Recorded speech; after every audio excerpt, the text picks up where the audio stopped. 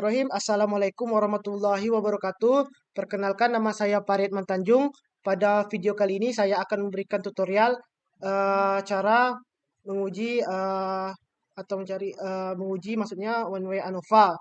Nah, one way ANOVA sendiri merupakan tahap selanjutnya dari setelah kita menguji uji normalitas tiga kelompok. Nah, kita menggunakan one-way ANOVA ini dikarenakan pada saat uji normalitas tiga kelompok tersebut data itu terdistribusi secara normal. Jadi pada saat data terdistribusi secara normal, selanjutnya kita masuk ke tahap one-way ANOVA tersebut ya teman-teman. Nah, cara kita menguji one-way ANOVA-nya, kita tekan analyze, setelah itu compare mean. Nah, kita tekan one-way ANOVA-nya. Setelah itu kita masukkan di dependent list itu min digital literacy kita masukkan. Setelah itu di bagian faktornya kita masukkan status sosial ekonomi mahasiswa ya teman-teman. Nah, setelah itu kita tekan pause. Nah, di sini kita centang saja LCD-nya. Setelah itu kita tekan continue dan kita tekan option. Kita centang saja deskriptif sama homogeneity of variances. Terserah sih teman-teman mau itu. Saya menggunakan deskriptif dengan homogeneity of variances. Nah, setelah itu kita tekan continue ya teman-teman. Nah, kita menunggu hasil output dari uji normalitasnya. Kita tekan OK teman-teman. Nah, kita tunggu hasil outputnya. Nah, di sini sudah keluar teman-teman. Ini deskriptifnya, ini tes homogenitasnya, ini tes ANOVA-nya, dan ini tes multi-type comparison.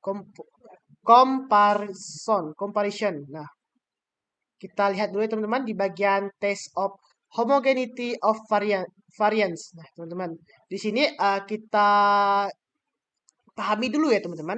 Jika test of homogeneity of variance itu menunjukkan hasil homogenitas variance sebagai prasyarat untuk menggunakan ANOVA ya teman-teman. Jadi kita harus menggunakan tes homogenitas dulu jika ingin menggunakan ANOVA ya teman-teman.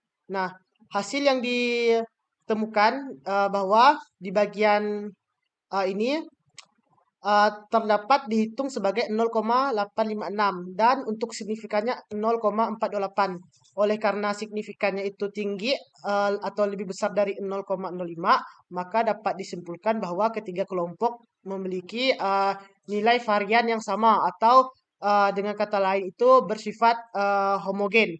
Nah, dengan demikian prasyarat untuk menggunakan ANOVA itu terpenuhi ya teman-teman. Nah, selanjutnya kita lihat di bagian tabel multi-type ini comparisonnya.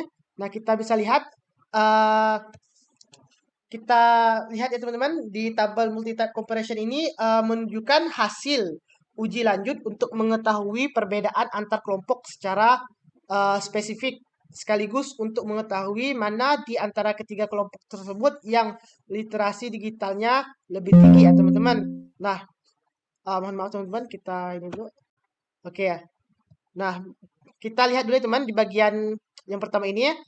Misal ya teman-teman, untuk melihat perbedaan digital literasi antara mahasiswa yang mampu dengan mahasiswa yang sedang itu mendapatkan nilai signifikannya 0,882.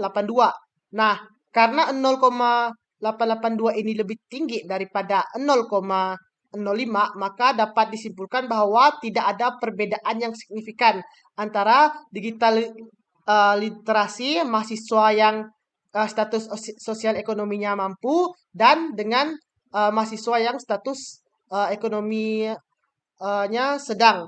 Nah, kita lihat lagi ya teman-teman di bagian yang selanjutnya kita bandingkan untuk bagian ini ya, kita dapat bandingkan misal mahasiswa yang memiliki status sosial ekonomi yang sedang dibandingkan dengan yang prasejahtera ya teman-teman. Kita bisa lihat di bagian ininya signifikannya 0,001. Nah, berarti dapat disimpulkan bahwa adanya perbedaan yang signifikan antara mahasiswa yang status sosial ekonominya sedang dengan prasejahtera ya teman-teman. Jadi dapat disimpulkan bahwa uh, terdapat perbedaan yang signifikan di bagian status sosial ekonomi yang sedang dengan yang prasejahtera ya teman-teman.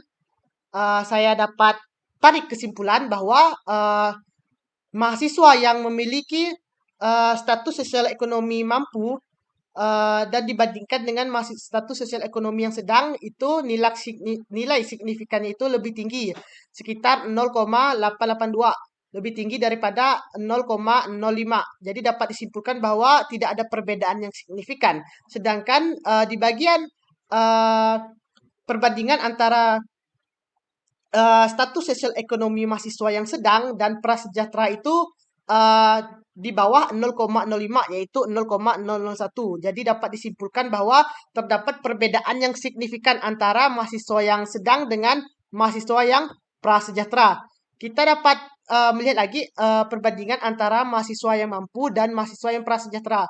Dapat dilihat perbandingannya 0,020 di bagian signifikannya, berarti dapat disimpulkan bahwa terdapat perbedaan yang signifikan karena di bawah 0,05 ya teman-teman. Nah, mungkin cukup sekian yang dapat saya sampaikan. Mohon maaf jika ada salah kata atau kata-kata saya yang terlalu cepat atau mungkin menurut penonton atau teman-teman sekalian itu agak berbelit-belit ya teman-teman. Tapi yang pasti kita dapat menarik kesimpulan dari uji one way ANOVA ini ya teman-teman. Apakah terdapat perbedaan yang signifikan atau tidak? Nah, saya tutup video saya kali ini. Saya akhiri. Wassalamualaikum warahmatullahi wabarakatuh.